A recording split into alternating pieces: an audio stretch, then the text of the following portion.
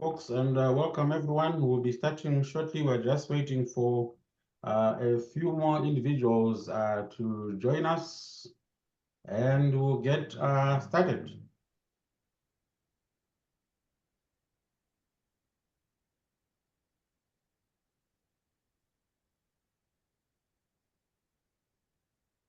Hey, it's 12 o'clock on the dot.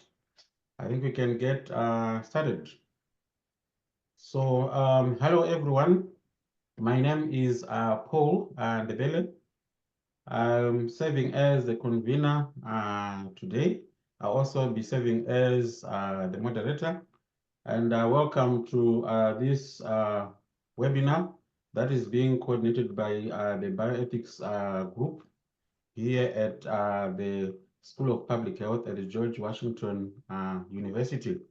And special welcome to this webinar that is focusing on diversity in research training. So this is an opportunity for us to exchange ideas. And today we're actually focusing on this very, very important topic on diversity in research training. Today we've got two great panelists. We've got Dr. Payam Sheiktari, who is one of our guest panelists. He is the Director of Prevention Science at the Research Center and also a professor at the School of Community Health and Policy at Morgan State. And welcome, Pam.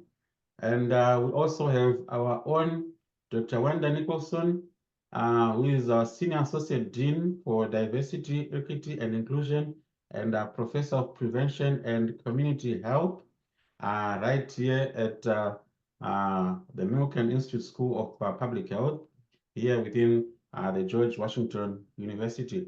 Welcome, Wanda, and thank you for joining us today. Thank you so much, Paul, for welcoming me to the webinar today.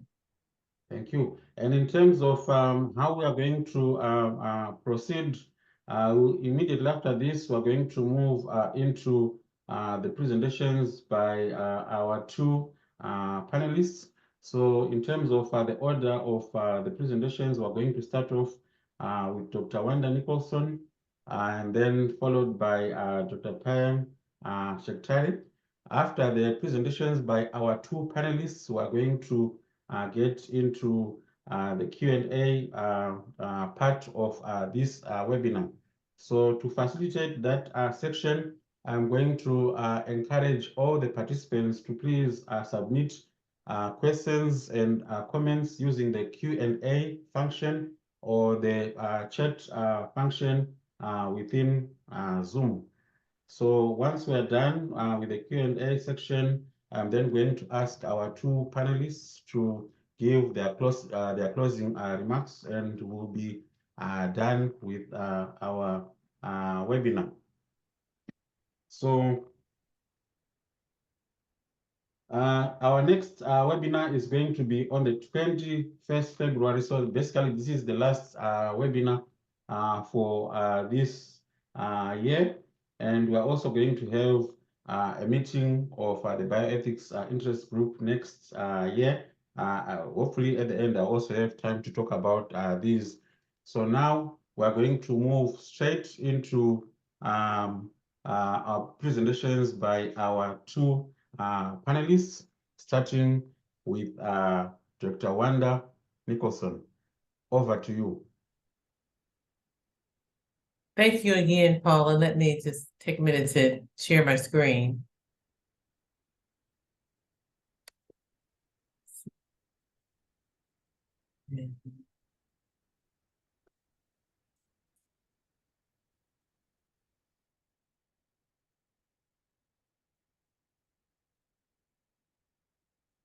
And I think I have the right view again, am I correct?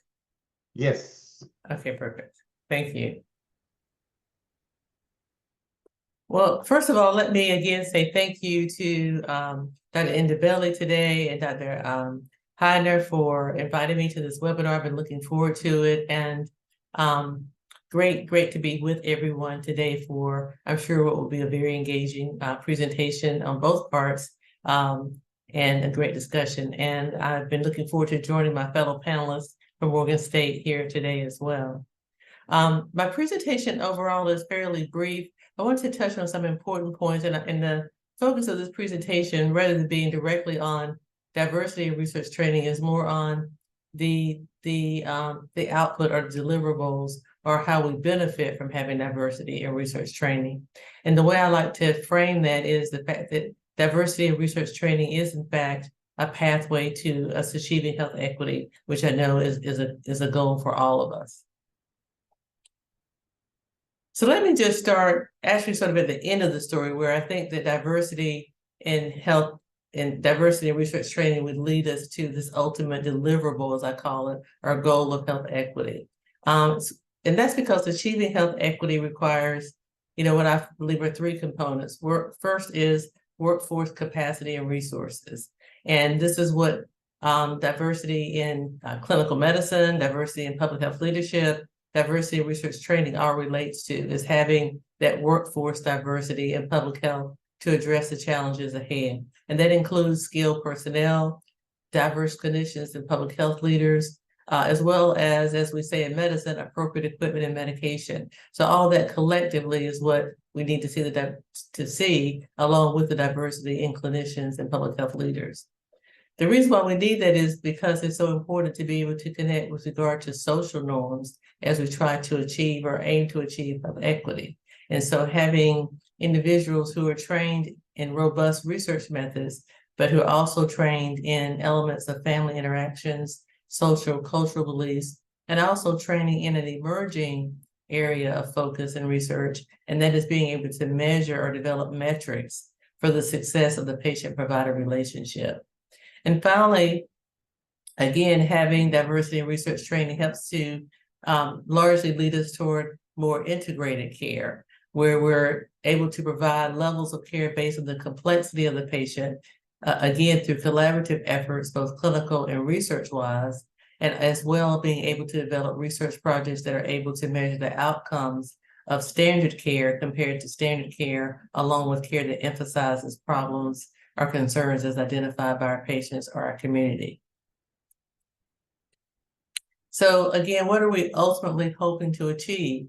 I've always stated that having an inclusive workforce or an inclusive workforce capacity is an essential tool, is the key to health equity, is critical to health equity. And why is that the case? That's because it allows us to have public health clinicians and public health leaders that reflect our community demographics and cultural beliefs. In other words, we have diversity in our leadership and in our research teams that reflect the diversity in the communities that we're aiming to serve. By doing so, we have a richer understanding of the needs of our patients, families, and our surrounding communities. Now, this does not mean to imply that someone whose demographics are outside of a particular community are not able to make an important mark and inform health in that community. But we know from earlier literature that having diverse research teams, having diverse healthcare clinicians and leaders makes a big difference in the outcomes of our communities, particularly communities of color. It's an opportunity to develop collaborative teams of public health and healthcare leaders. So we need diversity and research training so we have individuals who understand the importance of the intersectionality of public health and healthcare. And then finally, we have diversity in thoughts and perspectives about the approach to care and research, which ultimately all should lead to, hopefully, advancing and promoting equity in health outcomes and in experiences, both for individual patients as well as in our communities. So when I think about diversity and research training as the pathway to achieving health equity, I really think about it in terms of three specific pillars. And one is, the first pillar is we need to do research right.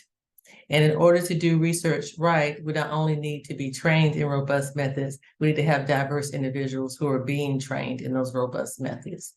The second pillar is that we need an equity lens and an intentionality of inclusivity in order to meet the challenges of today and tomorrow. In other words, In order to meet the challenges of our communities, we need diverse individuals who are trained in research and who are in the midst of conducting this research.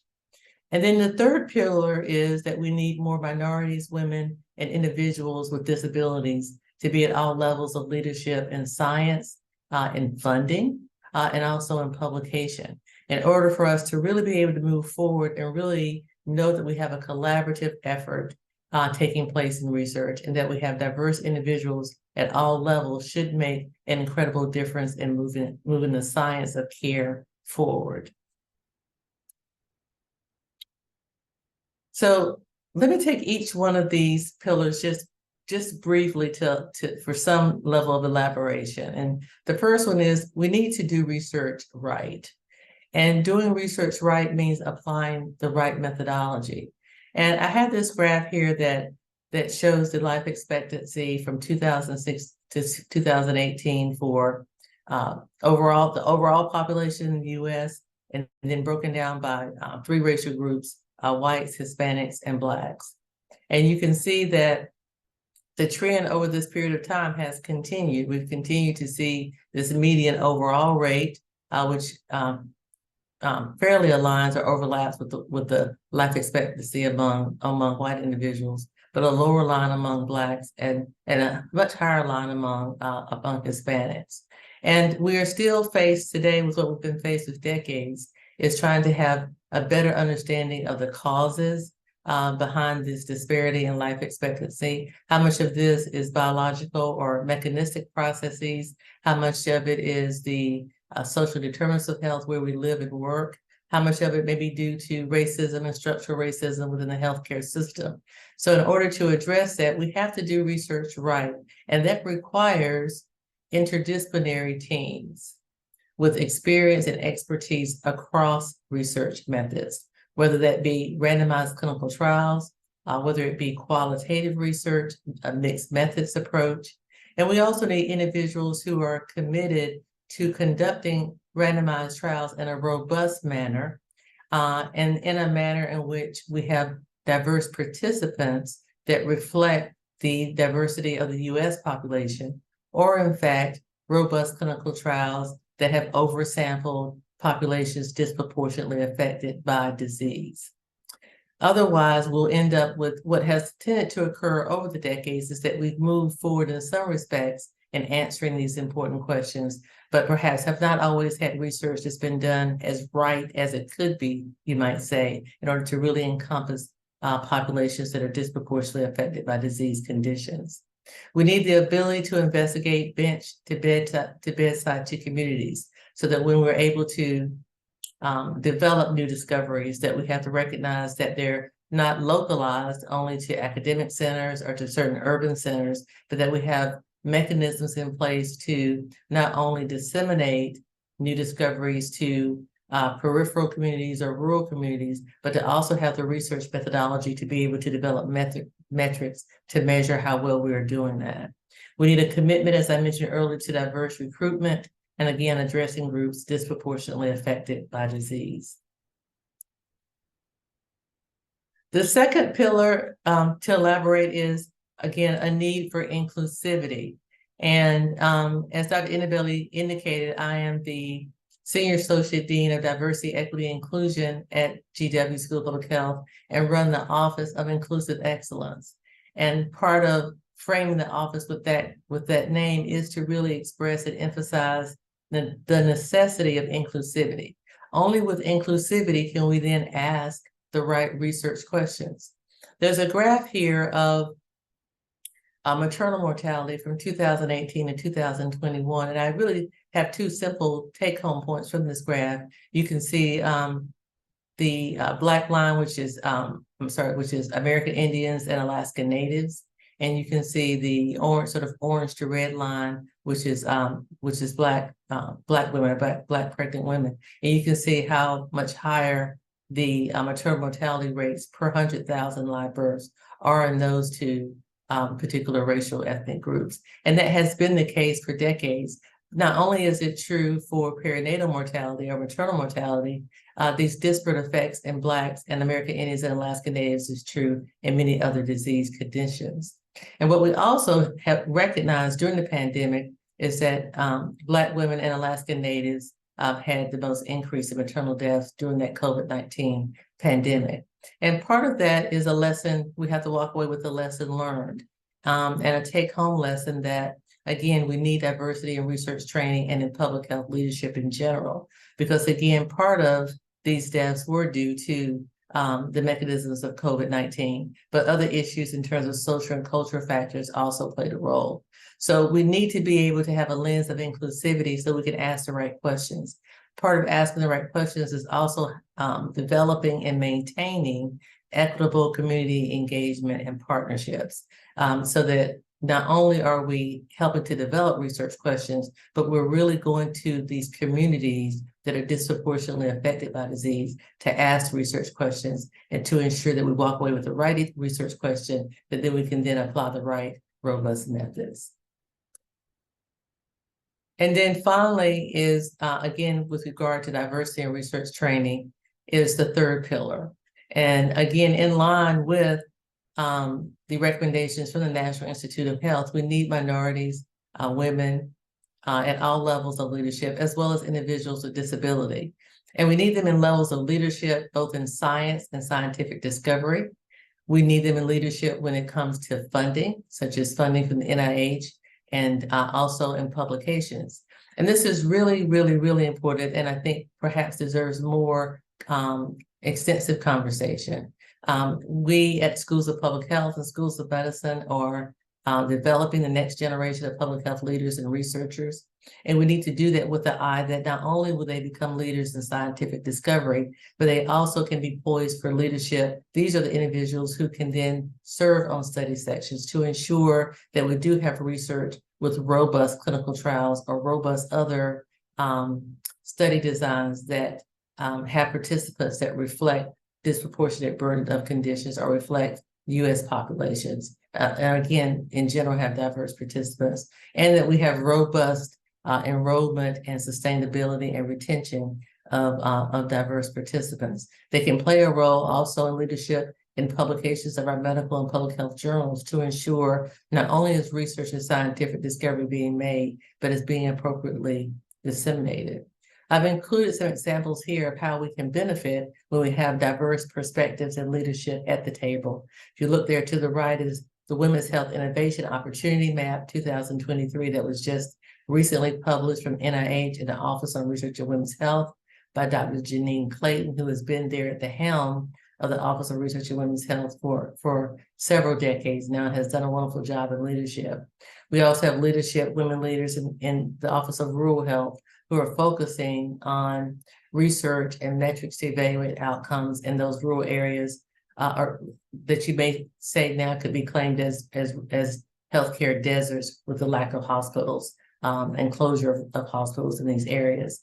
And third, NICHD now has a call for proposals looking at issues around disability and how that impacts medical research, the need for inclusiveness of disabled individuals in medical research and in leadership. So again, looking again at not just diversity and research training, but going the next step, that once that training is completed, that we are ensuring a positive trajectory for our graduates, and that we are looking with a level of intentionality and placing them in leadership roles.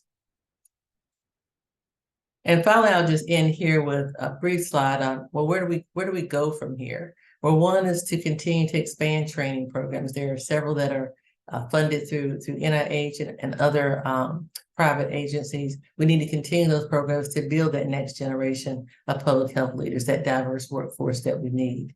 But as I mentioned, we must ensure that once we have individuals who are trained and once they do gain entry into academic centers, we know that being an academic can be a very challenging landscape to traverse. So we must do all we can to ensure that they have a positive career trajectory in academics. Training alone is not enough. We have to continue to ensure that they grow and develop and become those leaders that we need. And finally, we really need an ecosystem approach, recognizing that academics, again, we're at the forefront of producing the next generation, but we have to ensure that this leads to promotion, that it leads to publication editorship, it leads to study section members, It leads to leadership at the NIH. So that again, we are moving forward, not just in the training, but really leveraging the training to make a difference in advancing health equity. I'm going to briefly end with this slide. I would be remiss if I didn't celebrate our upcoming Inclusive Excellence Day, which is this coming Tuesday, November 28th. And I invite all to attend either in person or you can register to attend via online. And our own Dr. Anshari Viskari from Health Policy and Management will be presenting her work on looking at racial disparities in healthcare outcomes. And I'll stop there, and I'm happy to take any questions in the Q&A session. Thank you very much, wonderful, providing such a wonderful foundation. You basically reminded us why we need diversity in research and also in training, focusing on the workforce and also emphasizing on addressing social norms and at the end of it all, improving the care for our patients. I like your emphasis on reflecting community demographics and also cultural beliefs, as we all contribute in various ways of improving healthcare. So now we're going to move to our second panelist, who is Pam, who is going to provide us with practical examples in terms of how he and colleagues have been achieving this. Over to you, Pam. Well, thank you so much, Paul and everyone. It's a great honor to be here and talk about this important topic. And I'm so happy that my talk comes after Wanda's wonderful framing conversation around, diversity and it's important in research training. So today I would like to talk about a center, a community outreach center that we have created. I would like to quickly go over the history of how we created that outreach center and what is specific about and how it's significant related to transforming public health education. So the center is in East Baltimore, and it's in a beautiful warehouse that has been renovated, and now it housed over 10 community-oriented centers. As you can see, at Morgan Cares, we have, meeting spaces, space for kids and kitchen and other places. So it's kind of close to where community live, and the idea is to bring community, to this kind of relationship with academia. So the foundation of this center goes back to, believe it or not, it goes even back to before this CEAS partnership, 2002, when, there was a CBPR group in Southwest Baltimore between Johns Hopkins University and Morgan State University. They conducted an assessment, and that needs assessment became a stepping stone leading to a partnership around tobacco education and treatment. And that partnership later called CEAS, and it grew, and I wish I had more time to talk about that, but just to let you know, it's a multi-phase partnership. We use randomized trials and other approaches combined with CBPR to learn from the experience and to grow the partnership. And as a result, this is the history of since 2007, everything has been, continuously funded. We were in the clinic, then we moved into the community. There has been lots of outreach activities and also campaignings, and its impact grew way more than the initial impact of the CBPR. And then as we grew as a partner and continuously receiving funding, then in our imagination, we were thinking about having a center. And that center, is what now it's called Morgan Cares. So this partnership, just as a quick snapshot, has resulted in branded tools and materials for peer-led support groups for smoking cessations. This is just to let you know, each phase we improved outcomes in terms of the retention in the program and quit smoking. And now we were thinking about, okay, since this was so successful, what if, these centers being specifically charged to creating similar relationship with the community in a genuine way, doing authentic CBPR processes. And that has led to this model, which is like a 5-stage iterative model based on the stages of the readiness. So the center is a hub for community and academic researchers to connect and form long-lasting partnership. If someone who joins is not connected or not in a partnership relationship, then there are programming and services at this level to make connections. And then, you know, based on, again, their readiness, they may be in other groups, but if they're, let's say, in this stage, our next milestone is to help, you know, with technical assistant, mentoring, training, seed funding, to help them to develop a trusting relationship, and also, you know, to leading to creative ideas, concept projects, being able to collaboratively implement those projects, achieve results, and then, you know, they can continuously grow their the relationship and their partnership, and then all together become a learning community. So this is like in a snapshot of what the key functions of our network. So our network is for resource sharing, is for co-learning, for networking opportunity, for partnership developing, and also there are tiered organic mentorship built with some seed funding to incentivize, you know, moving across those milestones, and consultations, and of course the community center as a space that could be shared with technology built in. Now, the major accomplishments have been bringing on a steering committee, which is, you know, actually it's from our long-lasting relationships through CES and other partnerships that we had. The steering group developed bylaws. Just to let you know, when we started in at the end of 2019, we just found ourselves in the midst of the COVID. But because of all these relationships that we had, it really didn't slow us down. You know, we adapted, we've transitioned into more remote working. Still, we had peer advocates that they were our boots on the ground. So we created the governance structure, strategic planning, a community award initiative that I'm going to talk about, and data compliance and management teams for CES and others, you know, studies that were going on.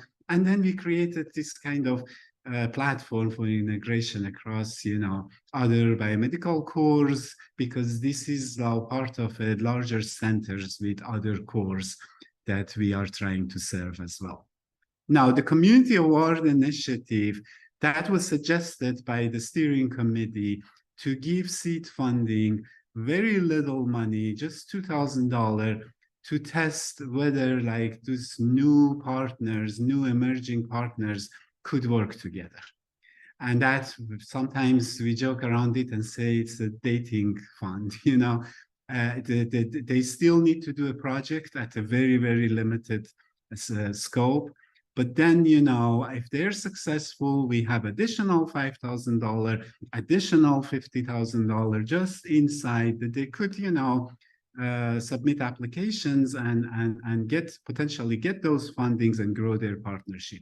Over the past 3 years, we have had 3.5 years, we have had 4 cohorts, 29 projects have been funded.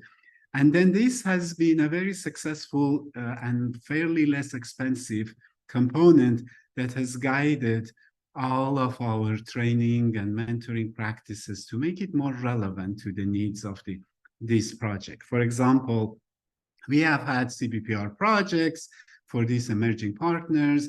Like those 29 projects were funded, but over 60 partners applied, and now we're working with them. No one gets rejected, so they are invited into these workshops.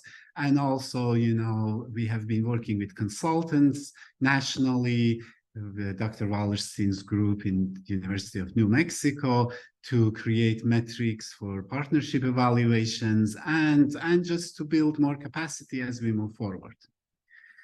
Now, just to let you know, in the past 3.5 years, we have provided connections, partnership development services. You can see the numbers are large, and specifically, a lot of them happened while we were within the COVID situation, for innovation, for collaborative actions, for outcomes and impacts. So we have had all sorts of activities such as technical assistance, research training, sharing facility for implementation, skill training workshops, program evaluation workshops, grant writings, and all have been based on the needs and demands of our members. So this is the metrics, just to give you an idea how we evaluate our work. We expect our partners to submit midterm and final reports, evaluation reports, and we ask about their projects, how much progress they have achieved toward their aims, how much community have been involved, what kind of outcome and impact they have received. Some of these metrics are quantitative, but a lot of them are qualitative, just to know what works and what doesn't work. And this is a formative evaluation to just address some of the challenges if we have time, and help them with the next round. For the partnership itself, we ask about equity, how the work was divided, the ethical practices and conflict resolutions, involvement of both partners, the commitments that they share toward the work, and the benefits, how whether or not this relationship have been mutually beneficial, and how we can improve that, what have been some of the barriers, and what are their recommendations. So, and because of that, as I told you, a lot of our partners have gone to the next level. At Morgan State University, we have CBPR pilot grants for $50,000. Right now, out of those 29 groups, 5 of them are seriously in the under review. They are very promising to get these $50,000 awards. And we have some of these partners have joined our level and even U level, research grants with other investigators at Morgan. So as a result, I think if we want to think about diversity in research training, transforming public health, ethical practices, CBPR is a promising approach. And you have probably heard enough so far, but I just want to present you with a few key takeaways. CBPR, based on these examples that we have experienced, strike a balance between research and action. It also provides more student learning opportunities, and it nurtures sustainable relationship and paves the way for creating infrastructure that are critical, and also democratizing knowledge. So all forms of knowledge, community knowledge, academic knowledge are respected. So this is like in the past just 2 years, the kind of, partnerships that we have built. And you can see George Washington also is on one of them that we are very happy about it, with academic institutions, with, nonprofits, with other networks. And the scope of these projects have been very different. Over these years, through working with the community and CBPR, we have conducted lots of high-impact conferences, seminars, and events. This is just some of the events that, I just want to show you. It has been like a kind of a blend of communities' way of communicating through art, and integrating that with like the academic translational knowledge. So we could combine all of the abstractions that happen at the emotional level and at the reasoning level together to cultivate all that energy into social change. And our work manifests that, what I've been doing is a correct trajectory, even though, we have a long road ahead of us. So this is examples of the Use Photo Voice projects that come out of that, and then without any further ado, I want to just finish here and let the audience ask questions. Thank you so much for your attention. Thank you very much, Pam, for sharing with us your Morgan Cares experience. So basically, you have provided us with a living example in terms of ensuring diversity in research. You have also demonstrated to us how we can be thoughtful about including issues of diversity in our various programs. So thank you very much for providing us with these very, very, interesting ways of improving on diversity. So to our participants, please feel free to pose some questions using the Q&A function. So now we're getting to the question and answer segment of our webinar. I'm going to start by posing a question to Dr. Nicholson. So this is about the inclusion of people with disabilities in leadership positions. So can you talk a bit more about how we can better include people with disabilities in leadership positions? Thank you for the question. I think the first step is ensuring that we have a pathway for those individuals to be in research training programs. If you look at NIH and how it frames underrepresented groups, it includes certain racial ethnic groups, women, individuals in rural areas, and also individuals with disabilities. So of course, there are a wide range of disabilities which might impact the specific pathway that any one individual with a disability might take. But I think the first important take-home point is ensuring that we don't forget this particular important relevant population as we move forward with trying to expand the diversity of individuals who are getting trained in research. I think, secondly, the same goal applies as it applies to the other groups in not just training individuals in research, but really helping or assisting them in a trajectory that could lead potentially to leadership roles. There have been calls for proposals in the past from NIH on research in individuals with disabilities. One, for example, focused on the barriers that individuals with disabilities face in complying or being adherent with basic preventive services, such as in women's health with mammography or with cervical cancer screening because of a physical disability. So there was a call for research on strategies or interventions to promote better adherence.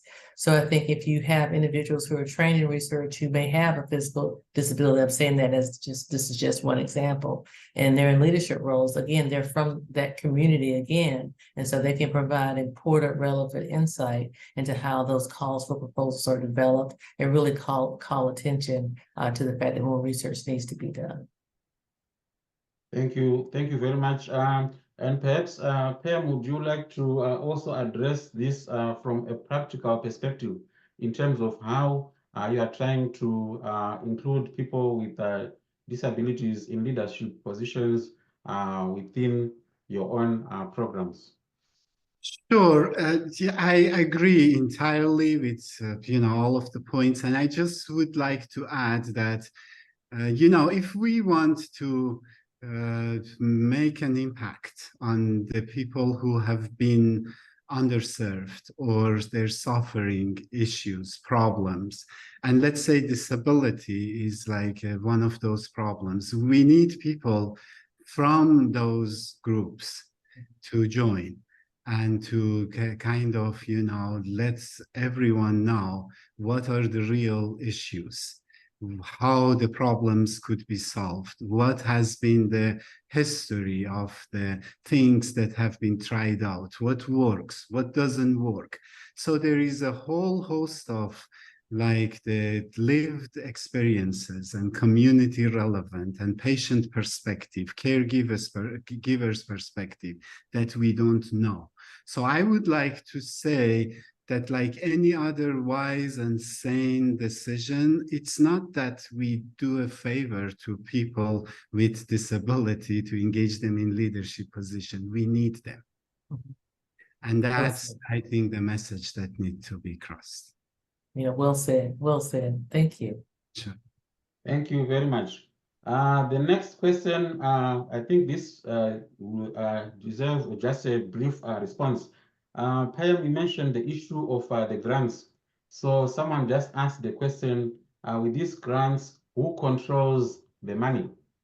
Well, I'm so grateful for that question because, so the short answer is that the money has been sub-awarded to a nonprofit organization called Fusion Partnership. They are our fiscal partner and they manage the funds. Now, why we are doing this? This is exactly because we, through all these years, we have come up with this agreement that there has to be transparency and there has to be shared control between the community partner and academic partner. And if the money is in the university, that creates biases. So that's why, the money is now outside Morgan State University and the steering group have the power to just change, make amendments to the budget, even stop projects. We have come up, we are so lucky. There is a community partner, her name is Lisa Bleich. She joined in 2007 and as a community organizer, facilitator, and from the very beginning, she insisted that we need to make decisions through consensus. And coming from academia, dealing with all these tenure and promotion and the timelines, it was like how we can make progress but then she said, believe me, it's going to work. It's not the same that you imagine. So to this date, there has been always this ongoing conversation going on at multiple levels. And decisions is like when you look at the past, you see, oh, we have passed certain discussions, so we're good. We could do those things. It's not just you wait and whether we have consensus, like this is ongoing. And that, has become, create a situation now everyone has veto power. So now we have the money sub-awarded and everyone has the veto power. So that's why we need to really, everything is high stake. We need to be genuine. We need to be relevant. And that has created so much love. When I joined this business, my son was 4-year-old. Now he's 22. And a lot of these partners, like 5 of them at least, they have seen, my family growing up and I've seen their family. We've been traveling together. So we are a family. So that's how, and I'm so grateful for that question.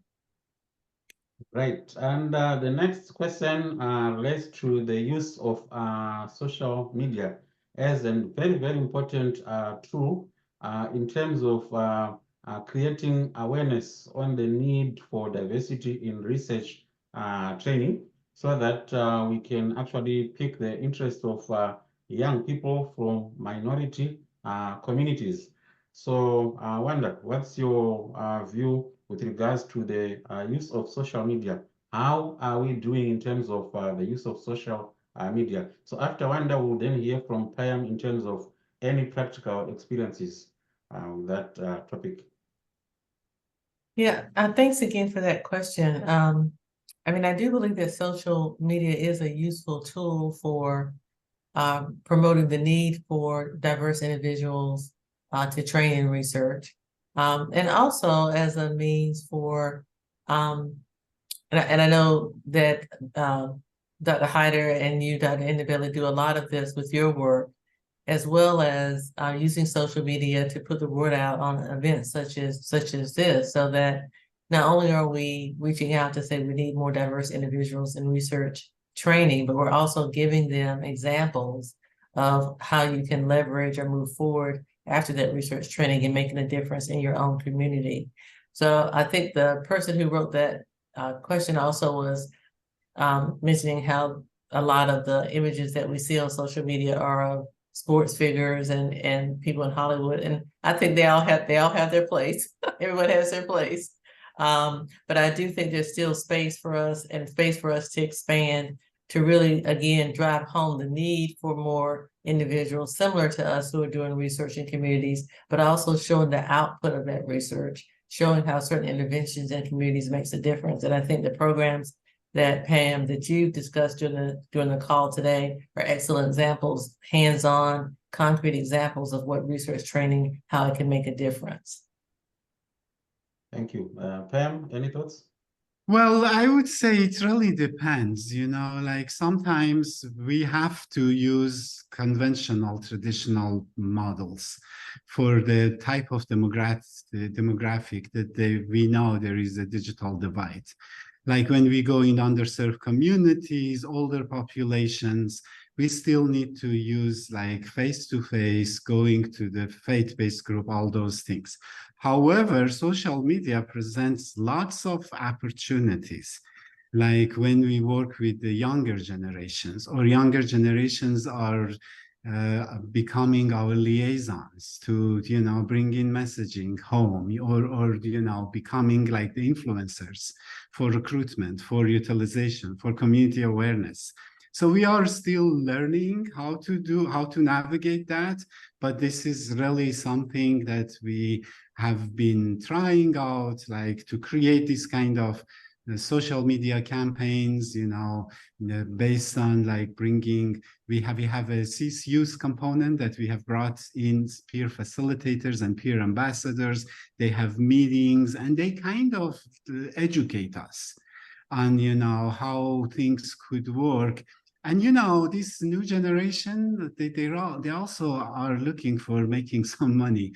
So I think it's important to just align some of the budgets and incentives well with some of those goals, and it wouldn't be that expensive, So we have tried many different approaches, but this is a field that requires a lot of attention, especially now that we are going into the era of the AI and all these fascinating, tools. It's really important to cultivate the opportunities that are within the social media and technology. And I was going to say, I think nothing can fully replace being in the community, shaking hands, and individuals being able to see you up close and personal. I don't think anything replaces that. It can certainly help to emphasize it or work along with it, but it doesn't replace it. Yes, thank you. And the last question, I think this one is a very, very important one. It's well and good to introduce diversity into the training pipeline.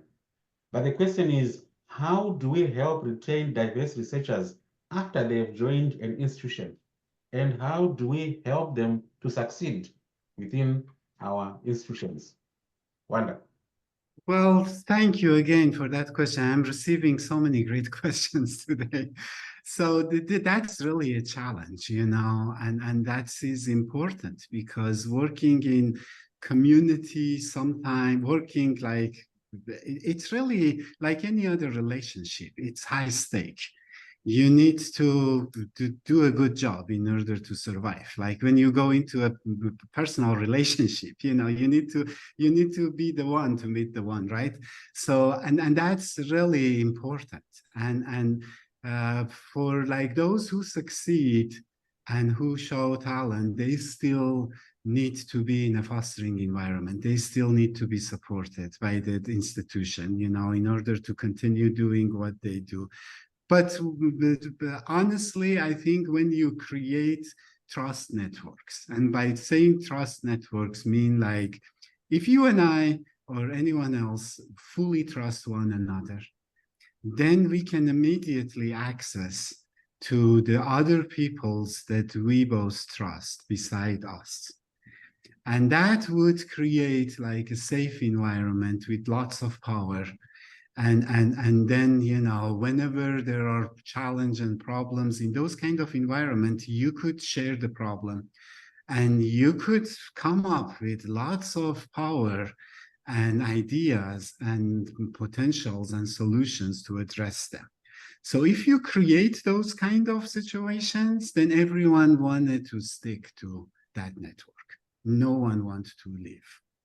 Because by being part of that group, they can see that they are more powerful, they can, so things become a problem when, we start to dominate, when we start to kind of, just serve our own personal interest, and instead of the group's interest. So I would say the short answer is, if we stay with the side of the truth, and if we just committed to one another and try to align our personal interest, transcend it to the system's interest, I think that's what it takes to keep people. Thank you. Wanda, any thoughts? Not much to add to that. That was I totally am on board with that response. I think the trust network is incredibly important. The one point I would add is that we need to focus on retaining our faculty, those who are overwhelmingly successful, as well as those who may need a little bit more support along the way. Both are important groups. We don't want those who have crossed all those success points to then leave. And so creating and sustaining a culture of belonging is just as critical to faculty as it is to students. I think that the last point I would add is that it has to be clear that we are supporting students and that we're also supporting those who transition into academic roles. There has to be a high level of intentionality, and that level of intentionality of taking them under our wings and helping them to traverse the academic landscape, that intentionality or culture of intentionality must be at a high enough level that it's felt throughout the organization and by students, and particularly junior faculty. We know that transition from finishing a graduate program to being successful as a junior faculty member is that critical juncture. And that's where they need to walk into our buildings, into classrooms, into our meetings, and recognize that there is a strong intentionality toward ensuring their success. Thank you so much. Now I'm going to ask each of our panelists for 30 seconds in their parting shots. Sorry, I see Dr. Khan's has a question. Can I quickly answer that before we do this? Yes, please. So Dr. Khan, it's very nice to see you again here. And we met at APHA and had a wonderful conversation. So the communication budget, line of budget is built in based on the projects that we have. So right now we have 6 active projects and each of them are different. And then the question was like whether communications and social media has been budgeted.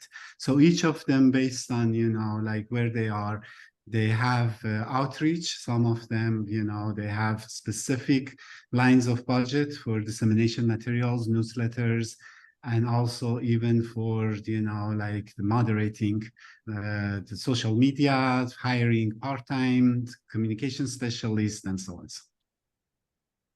Thank you so much for responding to that question. So now back to our parting shots.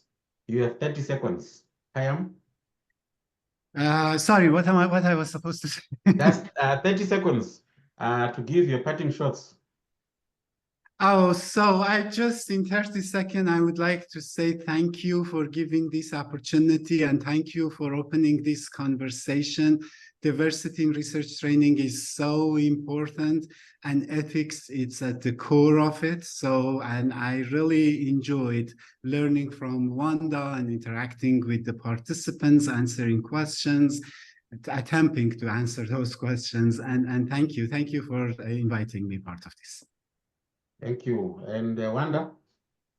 Thanks again for the opportunity. I'll just close by saying again, diversity in research training allows us to do research right, to do the right research, to ask the right questions, and to develop individuals that are diverse who can take on leadership roles to ensure that we continue to do the research that is needed and to advance health equity in all communities. Thank you. And Adnan, do you have a word or two? Thank you very much, Paul. So on behalf of the School of Public Health here at the Milken Institute School of Public Health, great thanks, Dr. Shekatari. It was wonderful to hear you. And of course, thank you, Wanda. I do want colleagues who are attending this webinar to know that Paul and I went and visited Morgan Cares, and we are just amazed at the relationship, the networks, the community-based participatory research example. The development that has happened is just incredible. So congratulations, Dr. Payam, to you, to your whole team, and also to Morgan Cares. And of course, we are delighted, and we're going to work very closely with Wanda and other colleagues here at the school to build on this theme of diversity in research training from multiple pathways. And one of those pathways, of course, would be to learn from colleagues like you and the organizations that you have set up, but also to figure out how we can do it better. How can we create the spaces, the opportunities to have our faculty, our staff, and our students represent the diversity that exists in our populations, especially, obviously, as a country here, but then also the global population, and how can we serve the needs of those. So thanks to both of you. We will continue this dialogue, and I want to thank the Bioethics Interest Group and Paul for organizing this and future webinars as well. So thank you, and back to you, Paul. Thank you so much, Adnan. So let me now thank our two panelists, Wanda and Pam. Thank you for taking time to talk to us about this very, very important topic. Let me also thank all the people that have attended, all the participants. I can see some familiar names from all over the world. A big thank you to all of you, and especially to those that contributed some comments and also some questions. To our students within GW, this event qualifies for professional enhancement. So please forward your PE forms to gwsphbig@gwu.edu, and I will be more than happy to have those forms signed and sent back to you. We know that this is time for the holidays, and lots of you took time to be part of this webinar. So I just wanted to say happy Thanksgiving to everyone. Let's hope that we have safe holidays wherever we might be. So once again, thanks to everyone. And from us at the Office of Research Excellence, the Bioethics Interests Group, we say thank you and goodbye. Bye-bye. Thank you, everyone. Happy Thanksgiving. Thank Happy you. Bye-bye. Thanksgiving. Happy Thank Thanksgiving. you. Thank Thank you. you.